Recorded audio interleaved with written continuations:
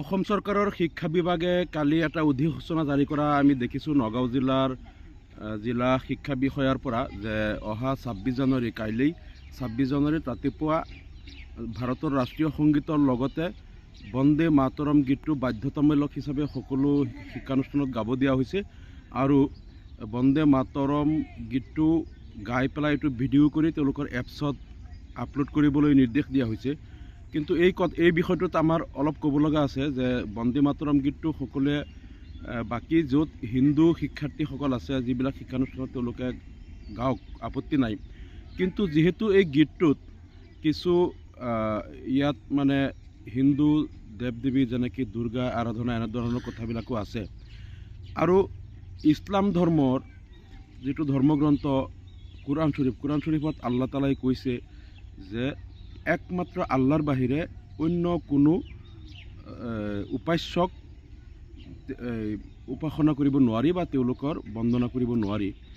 আৰু আল্লাহ তালাই কোৰআন শ্বৰীফত সমগ্ৰ মানৱ জাতিক যিটো মেছেজ দিছে যে গোটেই বিশ্বব্ৰহ্মাণ্ডৰ সৃষ্টিকৰ্তা, পালনকৰ্তা, নিয়ন্ত্ৰক একমাত্ৰ আল্লাহ তালা, মানুহৰ সৃষ্টিকৰ্তা, মৃত্যুদাতা আৰু সকলো জীৱ জন্তুৰ অন্নদাতা, সকলো একমাত্ৰ ক্ষমতাৰ অধিকাৰী আল্লাহ আৰু আল্লাহৰ বাহিৰে অন্য কোনো উপাস্য দেৱ দেৱীৰ উপাসনা কৰাটো আটাইতকৈ ডাঙৰ গুণা। ইছলাম ধৰ্মত আটাইতকৈ ডাঙৰ কবিৰা গুণা বুলি কয়, আটাইতকৈ ডাঙৰ মহাপাপ আল্লাহৰ বাহিৰে অন্য কাৰোবাক শ্বৰীক কৰা বা আল্লাহৰ লগত শ্বৰীক কৰা।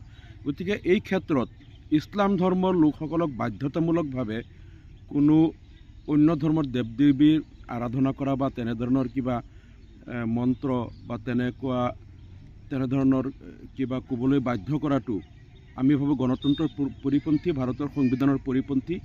গতিকে এই বিষয়টো বাধ্যতামূলক কৰাটো কোনোপধ্যেই ভাৰতৰ গণতান্ত্ৰিক ভাৰতৰ সাংবিধানিক ৰীতি নীতি মতে এইটো বৈধ নহয়।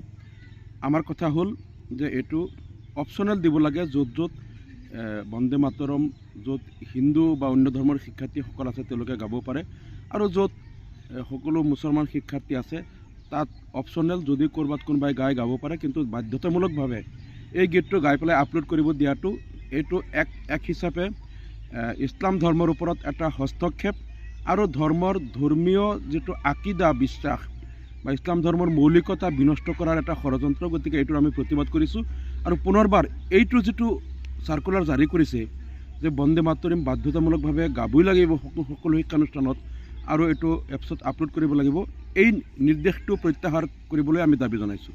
ধন্যবাদ।